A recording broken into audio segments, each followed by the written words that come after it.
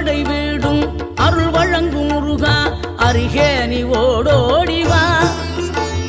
மூவிரண்டு முகம் ஜொலிக்க ஆறிரண்டு கரங்களுடன் ஆதரவு தர ஓடிவா ஆறுபடை வீடும் அருள் வழங்கும் முருகா அருகே நீ ஓடோடிவா மூவிரண்டு முகம் ஜொலிக்க ஆறிரண்டு கரங்களுடன் ஆதரவு தர ஓடிவா ஈசன் மகனே என்னை காக்க இங்க உனையன்றி வேறாரையா